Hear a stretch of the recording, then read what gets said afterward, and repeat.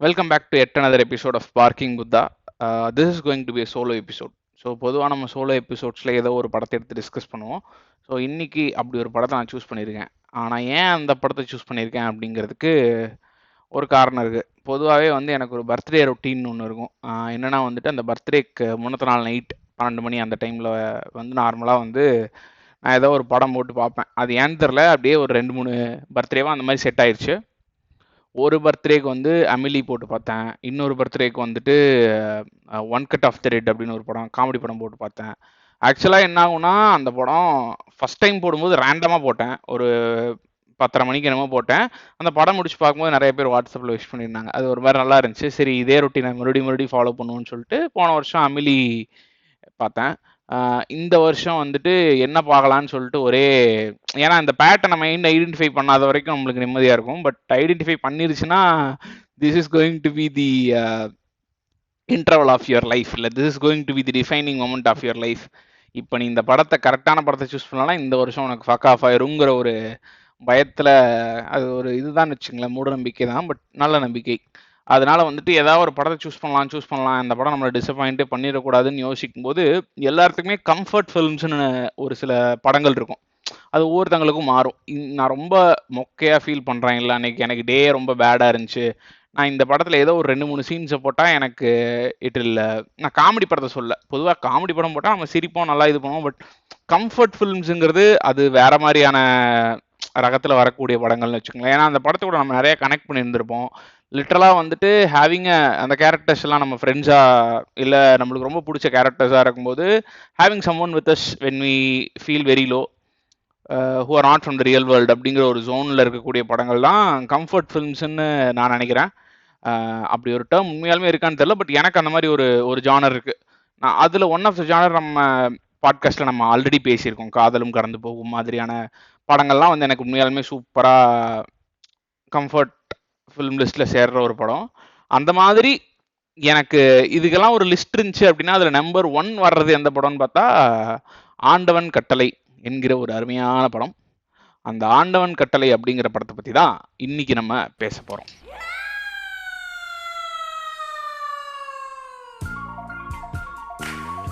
Welcome to our show. This podcast is being presented to you by Barking Buddhas.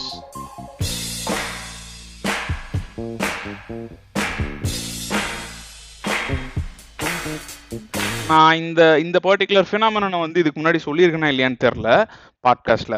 But ஆனால் பொதுவாகவே இந்த மாதிரி நம்ம ரிப்பீட் வாட்ச் போடுற நிறைய படங்கள், கம்ஃபர்ட் வாட்ச் போடுற படங்களோ, இல்லை இன்னைக்கு நம்ம ஆஹா ஓஹோ அப்படின்னு சொல்ற சூப்பர் படம் இது அப்படின்னு நினைக்கிற எல்லா படத்தையும் முதல்ல நம்ம பார்க்கும்போது நம்மளுக்கு இருந்த கருத்தை நான் எப்பவுமே யோசிச்சு பார்ப்பேன். ஏன்னா எனக்கு அது எப்பவுமே ஞாபகம் இருக்கும். அந்த மாதிரி காதலும் கடந்து போகும் பத்தி சொல்லியிருந்திருப்பேன். காதலும் கடந்து போகும் பார்க்கும்போது எனக்கு ஒரு குட்டி டிசப்பாயின்மெண்ட் இருந்துச்சு. ஏன்னா அது சூதுகவும் அடுத்து வரப்போற நலன் குமாரசாமி அண்ட் விஜய் சேதுபதியோட ஒரு கேங்ஸ்டர் கலந்த ஸ்டோரின்னு நினைச்சு நான் உள்ள உட்காந்து பார்த்ததுனால எனக்கு அந்த படம் கொஞ்சம் டிசப்பாயிண்டிங்காக இருந்துச்சு. ஆனால் over the period of time நம்மளுக்கு கொஞ்சம் வயசாகுது, அப்புறம் மறுபடியும் அந்த படத்தை எந்த ப்ரிஜுடிஸும் இல்லாமல் பார்க்கறதுனால நம்மளுக்கு அது பிடிச்சி போயிருதுங்கிறது தான் அதில் இருக்க நிதர்சனம். கிட்டத்தட்ட ஆண்டவன் கட்டளை பார்க்கும்போதுமே எனக்கு அந்த மாதிரி ஒரு இதுதான் இருந்துச்சு. இந்த நம்ம ஸ்டேட்டஸில் போடுவோம் இல்லையா, குட் ஒன் டைம் வாட்ச், அந்த மாதிரியான ஒரு படம் இதில் தான் வச்சுருந்தேன். பட் என்ன இந்த படம் இழுத்ததுக்கான மெயின் ரீசன், மறுபடியும் ரிப்பீட் வாட்ச் போடு அப்படின்னு இழுத்ததுக்கான மெயின் ரீசன் கேயோட மியூசிக். அந்த படத்தில் அந்த எல்லா பாட்டும் சூப்பராக இருக்கும். அதுக்கப்புறம் என் ஃப்ரெண்ட்ஸ் கூட நிறைய பேர் சொல்லிட்டு இருந்தாங்க மறுபடியும் பாருன்னு. அதுக்கப்புறம் மறுபடியும் பார்க்க ஆரம்பிச்சு அப்புறம் பார்த்துக்கிட்டே இருக்க மாதிரி ஆன படம் தான் ஆண்டவன் கட்டளை. ஸோ எனக்குமே நல்லா தெரியும், நிறைய பேர் இந்த படத்தை பார்த்துருப்பீங்க, நல்லா இருக்கும்னு விட்டுருப்பீங்க, அதுக்கப்புறம் திருப்பி பார்த்தா இன்னுமே உங்களுக்கு சூப்பராக இருக்கும் அப்படிங்கிறதுக்காக இன்னைக்கு நான் கொண்டு வந்திருக்கக்கூடிய ஒரு அண்டர் ரேட்டட் ஆண்டவன் கட்டளை பற்றி பார்க்கலாம். முதல்ல ஆண்டவன் கட்டளை அப்படின்னு இந்த படத்தை பற்றி பேசும்போது எனக்கு ரொம்ப கியூரியஸாக இருக்க ஒரு விஷயம் என்னன்னா அதுவும் நேற்று நைட் பார்க்கும்போது எனக்கு ரொம்ப கியூரியஸாக இருந்த ஒரு விஷயம், ஆண்டவன் கட்டளைன்னு ஏன் இந்த படத்துக்கு டைட்டில் வைக்கணும் அப்படின்னு சொல்லி யோசிச்சுக்கிட்டே இருந்தேன். அதுக்கப்புறம் சும்மா நம்ம போய் பார்ப்போம் இல்லையா, யூடியூப்ல ஆண்டவன் கட்டளை இன்டர்வியூ அந்த மாதிரிலாம் பார்க்கும்போது ஆக்சுவலாக ஒரு வீடியோ, ஒய் ஆண்டவன் கட்டளை இஸ் நேம்டு ஆண்டவன் கட்டளை அப்படின்னு ஒரு வீடியோ, அதில் விஜய் சேதுபதி ஒரு ஆன்சர் சொல்லிட்டு இருந்தாரு.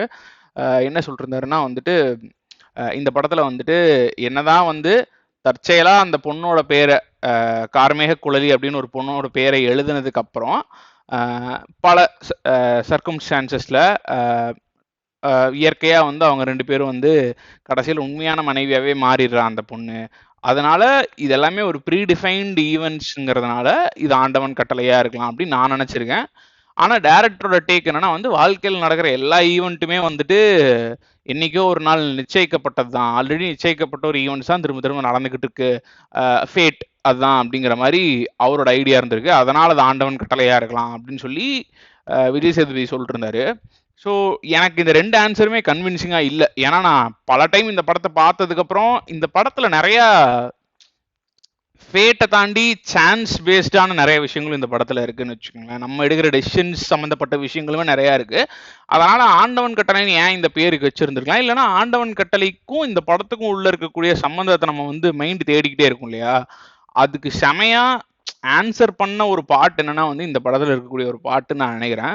ஸோ இது வந்து அந்த கிரியேட்டர்ஸ் இப்படி தான் யோசிச்சாங்களான்னு எனக்கு தெரியல. ஆனால் என்னோட இன்டர்பிரிட்டேஷன் ஆஃப் ஆண்டவன் கட்டளை எப்படி இருக்குன்னா, இந்த படத்தில் வர ஒரு பாட்டை அதை தெளிவாக ஆன்சர் பண்ணும்.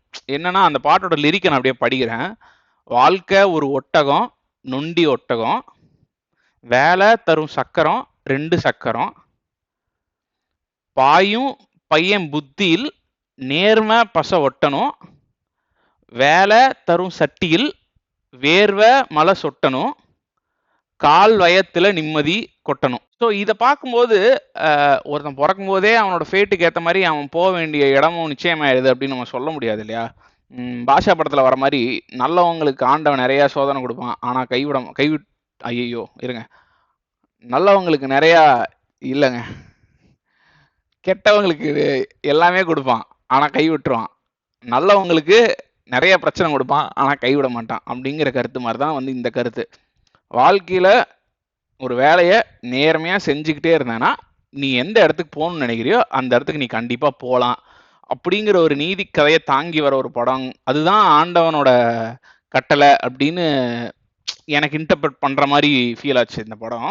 கம்மிங் டு த ஸ்டோரி, இந்த படத்தில் காந்தியும் அவனோட ஃப்ரெண்டு பாண்டியும் ஒரு கிராமத்தில் ஜாலியாக கோயிலுக்கு போயிட்டு திரும்பி வரும்போது இழந்த பழம் பொறிச்சு சாப்பிட்டு வாழ்க்கையில் இருக்க எல்லா பிரச்சனையை பற்றியும் யோசிக்கிற ஒரு மனநிலையில் இருக்கிறாங்க.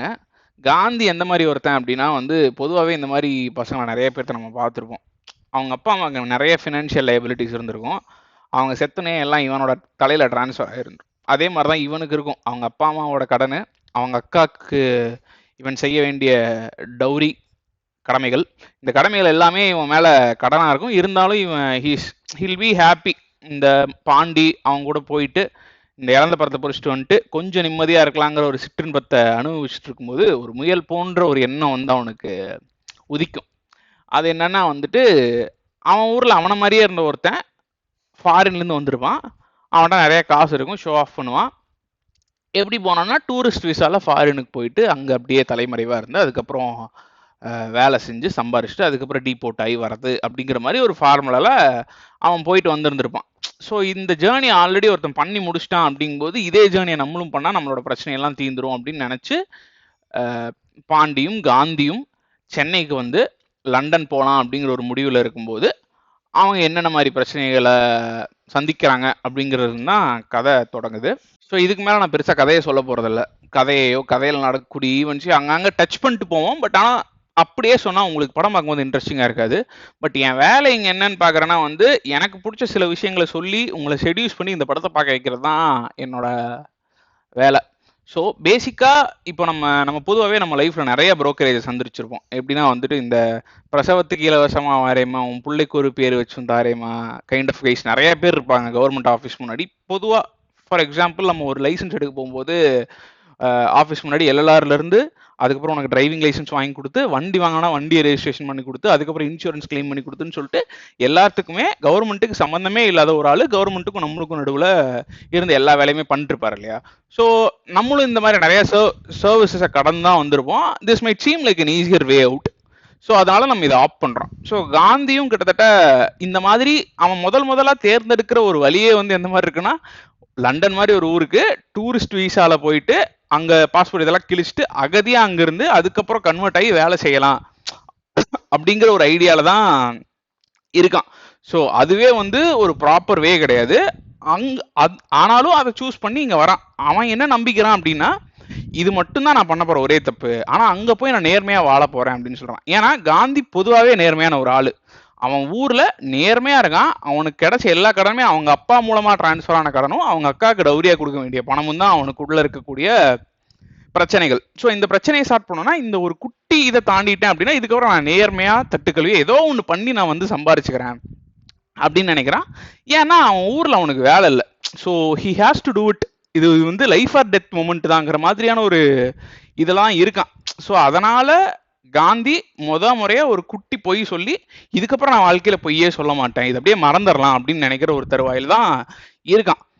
இதை ஏன் நான் இவ்வளோ ஸ்ட்ரெஸ் பண்றேன் அப்படின்னா, இந்த படத்துல இவனுக்கு ஏன் காந்தி அப்படின்னு பேர் வச்சாங்கிறதுக்குள்ள ஒரு செம இன்ட்ரெஸ்டிங்கான ஒரு தாட் இருக்கு. அது என்னன்னா வந்துட்டு, காந்தி வந்து இந்த படத்துல ஒரு டயலாக் வரும்.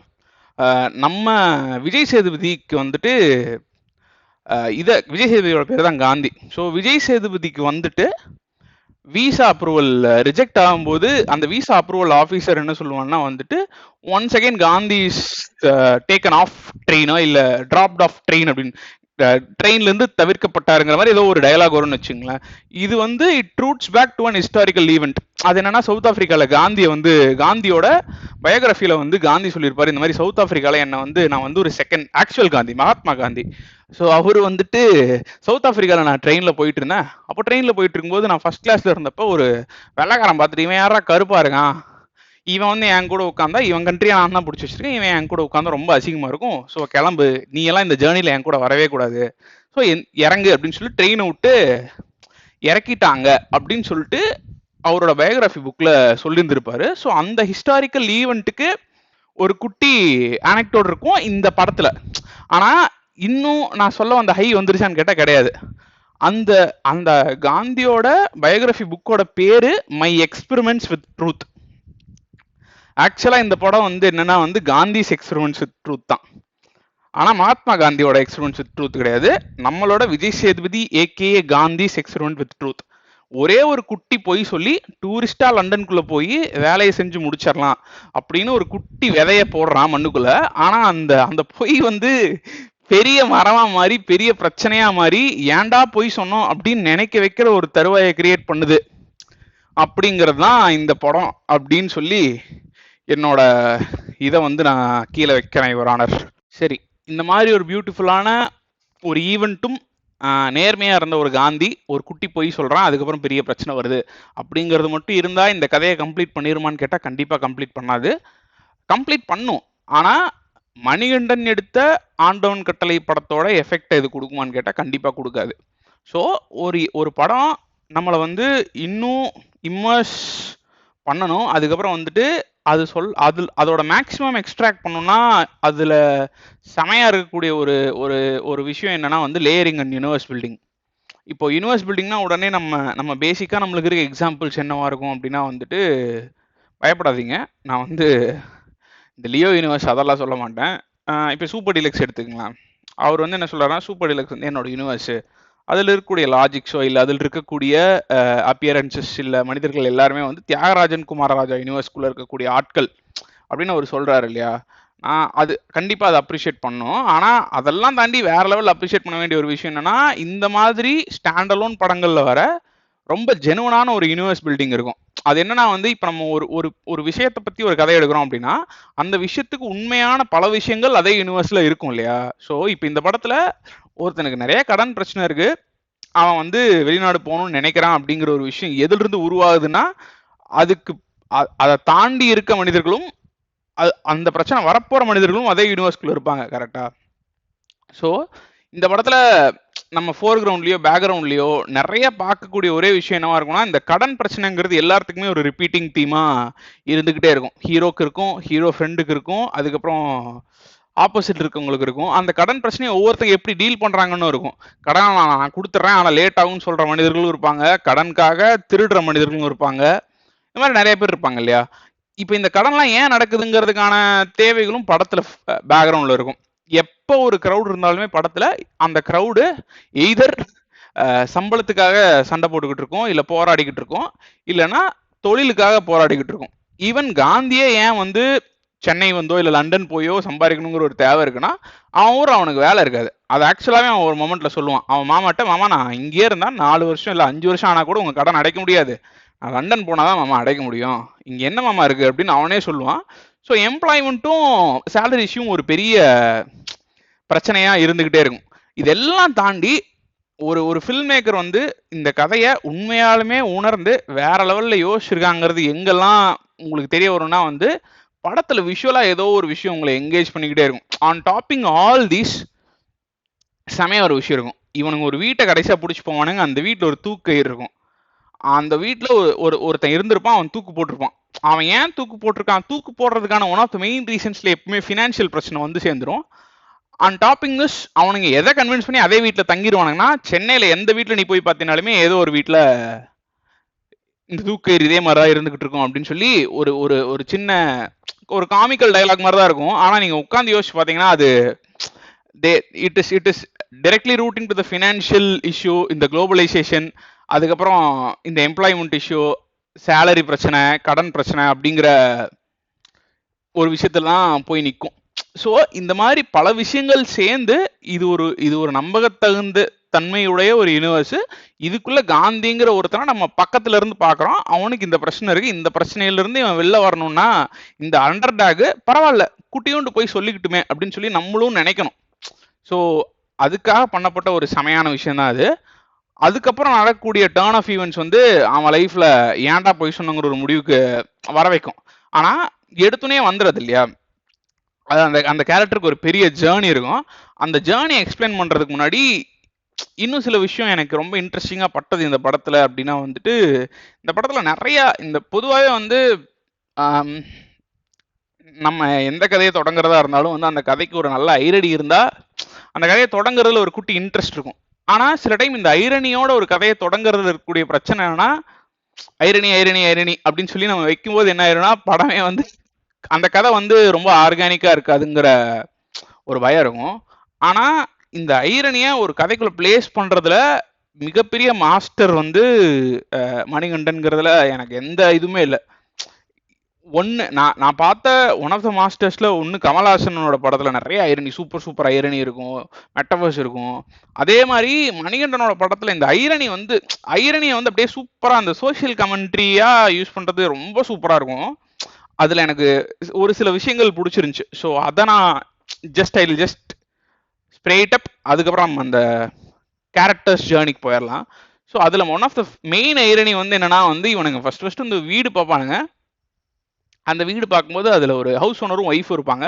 அந்த ஹவுஸ் ஓனர் பார்க்க கொஞ்சம் மொக்கையாக இருப்பார், பொலிட்டிக்கலி பீயிங் இன்கரெக்ட்னு வச்சுக்கலாம், ஒன்றும் பிரச்சனை இல்லை. அதே மாதிரி அந்த ஒய்ஃப் வந்து கொஞ்சம் பார்க்க நல்லா இருப்பாங்க. இந்த ஒரு ஐரணியை எப்படி கமெண்ட்ரியாக மாற்றிருப்பாருன்னா, சென்னையில் வீடு இருந்தால் என்ன வேணால் பண்ணலாம் போல அப்படின்னு சொல்லி ஒரு இது இருக்கும். அதே மாதிரி மேரேஜ் கவுன்சிலிங்கில் கோர்ட்டில் 2 பேர் இருப்பாங்க, நீங்கள் 2 பேர் ஹஸ்பண்ட் அண்ட் ஒய்ஃபா அப்படின்னு கேட்கும்போது அந்த சேம்பரில் இருந்த ஒருத்தர் ஐயோ இல்லை நான் பேச்சுலர் அப்படின்னு சொல்லுவார். ஆனால் அந்த பேச்சுலர் வந்து 2 பேரை கல்யாணம் எவ்வளோ முக்கியம், நீங்கள் கல்யாணத்துக்குள்ளேயே இருக்கலாமே அப்படின்னு சொல்லி கன்வின்ஸ் பண்ணிட்டு இருப்பார். அது சூப்பராக இருக்கும். நாசர் வந்து ஒரு மாஸ்டர் அப்படிங்கிற ஒரு கேரக்டரில் வந்துருப்பார். அவர் ஒரு ஆக்டிங் டீச்சராக இருப்பார். ஆனால் அந்த ஆக்டிங் டீச்சருக்கு அவரோட வாழ்க்கையில இருந்த எக்ஸ்பீரியன்சஸின் மூலமா அவர் ரொம்ப நேர்மையான ஒரு ஆளும், வாழ்க்கையில நான் நடிக்கவே மாட்டேன் அப்படிங்கிற ஸ்டாண்ட்ல இருக்க ஒரு ஆளும் அப்படின்னு சொல்லி ஒருத்தரை செம்மையா பேச பண்ணியிருப்பாங்க. அதை விட சூப்பரான ஒரு ஐரணி இருக்கு படத்துல. இவ்வளோ கடன் பிரச்சனை, இவ்வளோ கடன் தொல்லை, எதையாவது பண்ணி எப்படியாவது சம்பாரிச்சே ஆகணும், இல்லைன்னா அவ்வளோதான் ஊருக்கே திரும்பி போக முடியாதுங்கிற நிலைமையில் இருக்க ஒரு மனுஷன் தான் வந்து விஜய் சேதுபதி என்கிற காந்தி. ஆனா காந்தியோட வாட்ஸ்அப் டிபி என்னவா இருக்கும்னா வந்துட்டு அவன் ராஜா கெட்டப் போட்ட ஒரு டிபி இருக்கும். அந்த ராஜா கெட்டப்பும் இவன் இந்த ஆக்டிங் ஸ்கூல்ல சேர்ந்துருப்பான், அதனால போட்டிருப்பான். அந்த கெட்டப் டிபியா இருக்கும். இந்த மாதிரி எனக்கு தெரிஞ்ச நான் இதெல்லாம் சும்மா பேசும்போது அப்படியே கலெக்டிவா நோட்டீஸ் பண்ற விஷயம்னு வச்சுங்களேன். இதெல்லாம் இல்லாம சும்மா இந்த படத்தை மறுபடியும் பார்த்துட்டு அப்படியே லிஸ்ட் எழுதுனா எனக்கு தெரிஞ்சு குறைஞ்சது ஒரு 25-30 ஐரணி வந்துடும். அது எனக்கு தெரிஞ்சு இந்த போயம்ஸ் எழுதுற ஆட்கள் இருப்பாங்க இல்லையா, கவிதை எழுதுற ஆட்கள்னால மட்டும்தான் அந்த மாதிரி ஐரனிஸை பிக் பண்ணி பிளேஸ் பண்ண முடியும். நீங்க உங்களுக்கு ஒரு செம சூப்பரான அப்சர்வேஷன் இருந்து நீங்க கூடயே ஒரு நல்ல டைரி வச்சுட்டு எழுதிக்கிட்டே இருந்தீங்கன்னா மட்டும்தான் இந்த மாதிரியான ஐரனிஸை பிளேஸ் பண்ண முடியும். ஸோ இந்த மாதிரி ஐரனிஸ்லாம் வந்து எப்படின்னா வந்து நம்ம ஒரு 120 கொடுக்குறோம், 200 கொடுக்குறோம், படத்தை பார்த்துட்டு வந்துடுறோம்னா இந்த மாதிரி ஐரனிஸ் ஒவ்வொன்றுக்குமே எனக்கு தெரிஞ்சு 120 கொடுத்து போடலாங்கிற மாதிரி. ஏன்னா ஒரு ஒரு குட்டி போயமோட இம்பாக்ட் ஒரு படத்தோட இம்பாக்டோட அதிகம். ஸோ இந்த மாதிரி குட்டி குட்டி ஐரனிஸே ஆக்சுவலாக ஒரு போயம் மாதிரி தான் இருக்குங்கிறது தான் என்னோட இதாக இருக்கு. So let's complete all my intellectual things and let's come back to Gandhi's journey. So இப்போ இந்த காந்திங்கிற ஒருத்தன் இந்த கடன் பிரச்சனையால ஒரு குட்டி பொய்ய சொல்லி போயிடலாம் அப்படின்னு நினைக்கிற ஒருத்தன் எப்படி ஒரு பொய் பிம்பமா மாறுறான், ஒரு பொய்யான ஒருத்தனா மாறுறான் அப்படிங்கிறதுக்கான ஒரு ஒரு ஜேர்னியை காமிக்கணும் இல்லையா, ஒரு ஹீரோஸ் ஜேர்னியை காமிக்கணும், இல்லை ஒரு கேரக்டர்ஸ் ஜேர்னியை காமிக்கணும் இல்லையா. அதுல சிக்னிஃபிகண்ட் மைல் ஸ்டோன்ஸை மட்டும் நான் பேசணும்னு நினைக்கிறேன். ஏன்னா ரொம்ப குட்டி குட்டி விஷயத்த நான் ரொம்ப எம்போஸ் பண்ணி பேசினா மொக்கையா இருக்கும். ஆனா 2-3 விஷயத்த நான் இங்க சொல்லணும்னு நினைக்கிறேன். முதல்ல காந்தி வந்து வீடு தேடிக்கிட்டு இருப்பான்.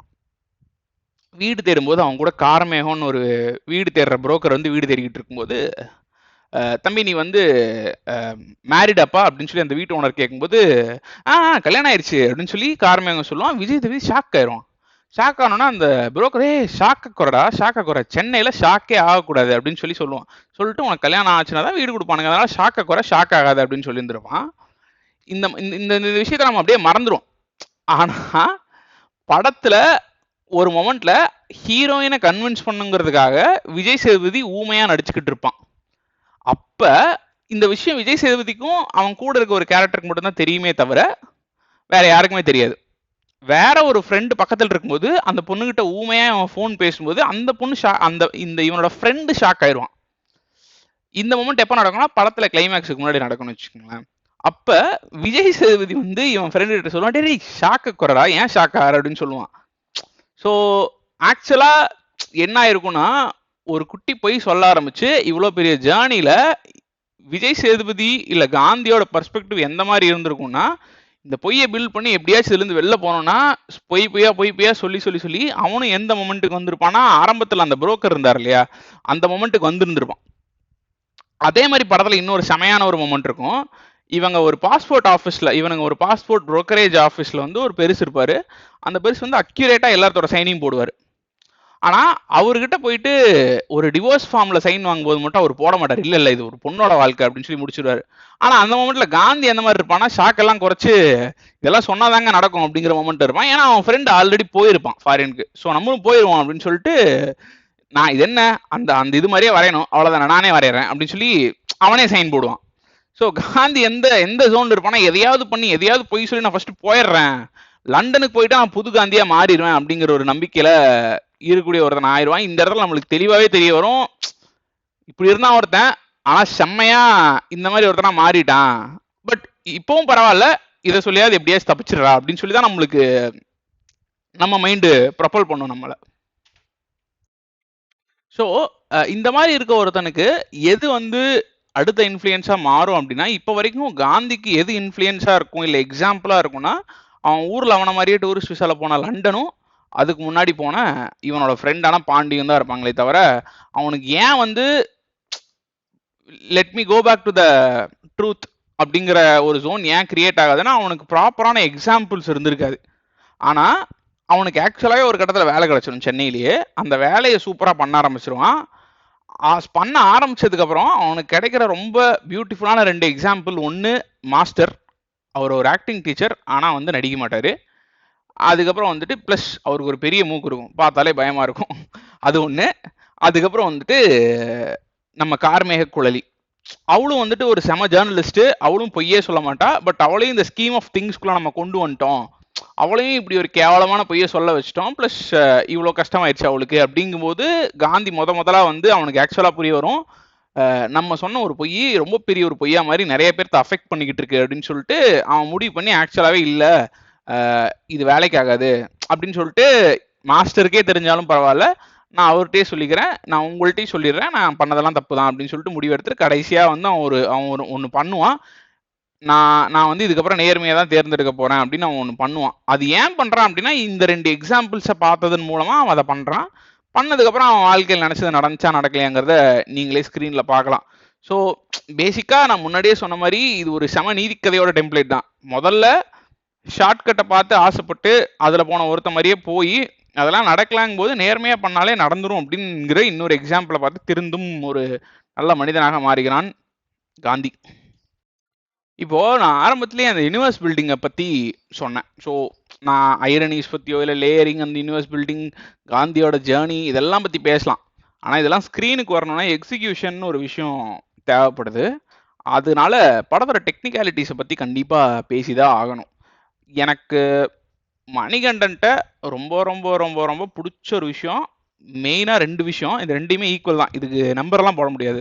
ஒன்று, இந்த எக்ஸ்ப்ளோரேஷன் இன் ரைட்டிங் அண்ட் ஐரனிஸ் எனக்கு ரொம்ப பிடிக்கும். அதுக்கப்புறம் செம்மையாக பிடிச்ச ஒரு விஷயம் லென்சிங். இந்த லென்சிங் வந்து ரொம்ப இம்பார்ட்டண்டான மேட்டர் ஸ்டோரி டெல்லிங்கில். நம்ம ஊரில் வந்து ஒரு இந்த ஓவர் காம்ப்ளிகேட்டிங் ஃபில்ம் மேக்கிங் சொல்லி ஒரு விஷயம் இருக்குது. இப்போ என்ன மாதிரி நானும் ஒரு ஆஸ்பைரிங் ஃபில்ம் மேக்கர்னு நினச்சிக்கிட்டு இருந்தேன். மேபி எடுத்தாலும் எடுப்பேன் ஒரு காலகட்டத்தில்னு வச்சுக்கோங்களேன். பட் ஆனால் எங்களுக்கு எல்லாத்துக்குமே ஒரு பிரச்சனை இருக்கும். இந்த கேட்டிருக்கவங்க கூட நிறைய பேர் ஆஸ்பைரிங் ஷார்ட் ஃபில்ம் மேக்கர்ஸாக இல்லை ஃபில்ம் மேக்கர்ஸாக இருக்கலாம். பட் நம்மளுக்கு எல்லாத்துக்குமே ஒரு பயம் இருக்கும். நம்மளுக்கு வந்து லேட்டஸ்ட் கேமராஸ் பற்றி எதுவுமே தெரில, லென்சிங் எதுவும் தெரில, ஸ்டேஜிங்கு அதெல்லாமே ஒன்றுமே தெரில, டெக்னிக்கலாக நம்ம ஸ்ட்ராங்கே இல்லை, நம்மளால் கண்டிப்பாக வந்து எக்ஸிக்யூட்டே பண்ண முடியாதுன்னு சொல்லி ஒரு இன்செக்யூரிட்டி இருந்துக்கிட்டே இருக்கும். அவங்க எல்லாத்துக்குமே வந்து நான் என்ன சொல்லுவேன்னா, தயவு செஞ்சு ஆண்டவன் கட்டளை படம் பாருங்க. ஏன்னா ஃபில்ம் மேக்கிங் இவ்வளோ சிம்பிளா அப்படிங்கிற ஒரு ஃபீலிங்கை நம்மளுக்கு ஈஸியாக கொடுத்துரும். நம்மளுக்கு செம்ம ரைட்டிங்கும் ஸ்ட்ராங்கான ஒரு கன்விக்ஷனும் நல்ல ஆக்டர்ஸும் இருந்து அதுக்கப்புறம் யாரையும் இம்ப்ரெஸ் பண்ணணும் அப்படிங்கிற ஒரு தாட் இல்லாமல் அந்த கதைக்கு ஒரிஜினலாக அதை ஃபில்ம் மேக் பண்ணணும் அப்படிங்கிற ஒரு எண்ணம் மட்டும் இருந்தாலே ஒரு படம் வெளில வந்துணுங்கிறதுக்கான சரியான எக்ஸாம்பிள் தான் வந்து ஆண்டவன் கட்டளை. ஆண்டவன் கட்டளை வந்து எந்த இடத்துலையுமே வந்து நம்மளை இம்ப்ரெஸ் பண்ணவோ இல்லை வந்து நான் செம்மையாக ஒரு ஷாட் வைக்கிறேன் பாருங்கிற மாதிரியே இருக்காது. எல்லாமே லைவ் லொக்கேஷன்ஸில் ஷூட் பண்ண ட்ரை பண்ணி அந்த ஸ்பேஸ் வந்து எவ்வளோ காம்பேக்டாக இருந்தாலும் பரவாயில்லை. ஆனால் வந்து நான் வந்து நம்ம பொதுவாகவே ஒரு இப்போ சினிமா எடுக்கும்போது ஒரு ஐடியா இருக்கும், ஸ்பேஸ் எல்லாம் வந்து ரொம்ப வைடாக இருக்கணும், அப்போ தான் வந்து நல்லா டெப்த் ஆஃப் ஃபீல்டு இருக்கும் அப்படின்னு. இப்போ ஒரு இண்டோருக்குள்ளேயே வந்து நிறைய புகையெல்லாம் ஃபில் பண்ணி ஒரு மாதிரி நடிக்கிறவங்களுக்கும் அது ஏன்டா நடிக்கிறோங்கிற மாதிரி ஒரு இதை கிரியேட் பண்ணிடும்னு வச்சுக்கோங்களேன். அப்படி நிறைய படங்களை அந்த லுக்ல நம்ம பார்க்கும்போதே இது படம் அப்படிங்கிற ஃபீலிங் வந்துடும். ஆனா ஆண்டவன் கட்டளையில எவ்வளவு சூப்பரா இருக்கும்னா, அந்த ஸ்பேஸ் எவ்வளோ குட்டியா இருந்தாலும் பரவாயில்ல, ஆக்டர்ஸை நான் அங்க நிக்க வச்சு எனக்கு என்ன கவரேஜ் கிடைக்குதோ அந்த கவரேஜ்ல எடுக்கிறேன். வைட் ஆங்கிள் லென்ஸ் தான் என்னால் எடுக்க முடியும்னா அந்த லென்ஸ்லயே நான் எடுக்கிறேன். அதுவே வந்து செவுத்துக்கு ஒட்டி நிக்க வச்சு தான் என்னால் ஷூட் பண்ண முடியும்னா நான் அப்படியே ஷூட் பண்றேன், பரவாயில்லை அப்படின்னு சொல்லிட்டு செம்மையா ஷூட் பண்ணி நம்மளுக்கு என்ன ஃபீலிங் இருக்குன்னா, நேக்கடையில பாக்குறோம் நம்ம அவங்கள அப்படிங்கிற ஒரு ஃபீலிங் நம்மளுக்கு செம்மையா ஃபீல் ஆகும். ப்ளஸ் அந்த குட்டி குட்டி ஸ்பேசஸ் தான் என்ன ஃபீலிங்கை கொடுக்கும்னா, இவங்களுக்குள்ள இருக்கக்கூடிய இந்த ஃபினான்ஷியல் பிரச்சனைகள், அதுக்கப்புறம் இவனோட ஆக்சுவல் பொசிஷன் இந்த சொசைட்டி, இது எல்லாத்தையுமே செம்மையா புஷ் பண்ணும் இந்த ஒரு விஷயம். ஸோ அதனால எனக்கு இந்த படத்துல லென்சிங்கும் ஸ்டேஜிங்கும் எல்லாம் தெரிக்க விடும். அதுக்கப்புறம் வந்து இது லைவ் ரெக்கார்டிங்கான்னு தெரில, ஸோ அதுவும் நான் பார்க்கணும். சவுண்ட் வந்து சிங் சவுண்டா அப்படின்னு தெரில, ஸோ அதை நான் பார்த்து சொல்கிறேன். அதுக்கப்புறம் வந்து எனக்கு ரொம்ப ரொம்ப ரொம்ப ரொம்ப பிடிச்சது இந்த படத்தில் விஜய் சேதுபதியோட ஆக்டிங் தெரிக்க விட்டுருக்கும். ஸோ விஜய் சேதுபதியை நம்ம எப்பவுமே வந்து ஒரு மாடலை, இப்போ விஜய் சேதுபதி யாராவது மிமிக்ரி பண்ணுறாங்கன்னா அவங்க ஒரு மாதிரி தானே மிமிக்ரி பண்ணுவாங்க. அந்த ஆக்டிங் இந்த படத்தில் சுத்தமாக இருந்திருக்காது. விஜய் சேதுபதியோட ஆக்டிங் வந்து விஜய் சேதுபதியோட டிப்பிக்கல் ஆக்டிங் இதில் இருக்கவே இருக்காது. கேஷுவலாக ஒருத்தர் இருந்தால் எப்படி இருக்குமோ அந்த மாதிரி இருக்கும். ஸோ அது எனக்கு ரொம்ப ரொம்ப பிடிச்சிருந்துச்சு. அது அவருக்கு மட்டும்தான் அப்ளை பண்ணியிருந்தாங்களான்னா ஆக்டிங்கே அந்த தியரி தான் அப்ளை பண்ணியிருக்க மாதிரி இருக்கும். டயலாக்ஸுமே வந்து அப்படியே கிறிஸ்பாக தட்டுறம் பாருங்கிற மாதிரி இருக்காது. ஊர்லேருந்து வந்த 2 ஃப்ரெண்ட்ஸ்குள்ளே என்ன கவுண்டர் இருக்குமோ அந்த கவுண்டர் தான் இருக்கும். அங்கங்கே ஒரு பொது அறிவு இருக்கக்கூடிய எல்லா மக்களும் பேசக்கூடிய சோஷியல் கமெண்ட்ரி இருந்துக்கிட்டே இருக்கும். அந்த டயலாக்ஸ் வந்து நம்மளை செம்மையா இவனுக்கு கூட கனெக்ட் பண்ணிடும். இவனுக்கு கண்டிப்பாக ஊர்லேருந்து வந்து டூரிஸ்ட் விசாவில் லண்டன் போக பிளான் பண்ணிட்டு இருக்கவனுக்கு தான் அப்படின்னு சொல்லி நம்மளை ஃபீல் பண்ண வைக்கும். அதெல்லாம் தாண்டி இந்த படத்தில் செமையா ஒரு டூல் யூஸ் பண்ணியிருந்திருப்பானுங்க. இதை ஒவ்வொரு படத்தில் ஒவ்வொரு மாதிரி யூஸ் பண்ணுறாரு. யாரு நம்ம மணிகண்டன். என்னன்னா இப்போ குற்றமை தண்டனை படம் இளையராஜா மியூசிக்கு, அந்த படத்தில் நீங்கள் மியூசிக் எப்படி ட்ரீட் பண்ணியிருப்பாங்கன்னு பார்த்தீங்கன்னா ஹாலிவுட் படத்தில் ட்ரீட் பண்ணுற மாதிரி பண்ணியிருந்திருப்பாங்க. ஹாலிவுட்டில் எப்படி இருக்கும்னா, இப்போ ஒரு படத்தில் ஒரு சீனில் ஒரு எமோஷன் வரப்போகுது அப்படின்னா விஷுவலாக ஃபஸ்ட்டே அந்த எமோஷன் வந்துடும். அதை அண்டர்லைன் பண்ணுறதுக்கு ஒரு மியூசிக் வரும். ஸோ அந்த மியூசிக் வர்றதுக்கும் அந்த ரியாக்ஷனுக்கும் நடுவில் இருக்க ஸ்பேஸ் வந்து நம்ம கொஞ்சம் நேரம் ஒரு சின்ன தாட் ப்ராசஸ்க்குள்ளே போயிட்டு அதுக்கப்புறம் அந்த மியூசிக்கை ப்ராசஸ் பண்ணும்போது ஓ இதை தான் அப்படிங்கிற மாதிரி ஒரு சின்ன எக்ஸைட்மெண்ட் நம்மளுக்குள்ளே கிரியேட் ஆகும். தமிழ் சினிமாவில் பொதுவாகவே எந்த ட்ரீட்மெண்ட் இருக்குன்னா வந்துட்டு எய்தர் சவுண்டும் விஷுவலும் ஒரே நேரத்தில் வரும். ஸோ உங்களுக்கு மல்டி லேயர்ஸில் யோசிக்க தேவையில்ல.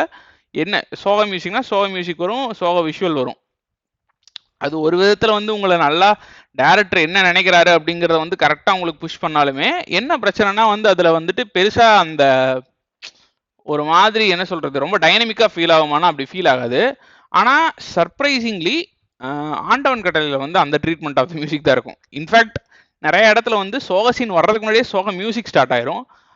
அதே மாதிரி எல்லா வாண்டேஜஸ்க்கும் வந்து டக்கு டக்குன்னு ஏதோ ஒரு மியூசிக் ஃபீல்டாகவே இருக்கும். அது ஏன்னு என்னால் நல்லா ஃபீல் பண்ண முடியுது.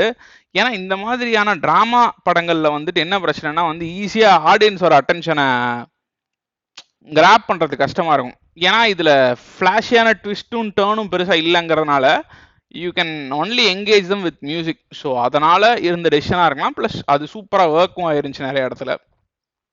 So I thought it be good to mention it.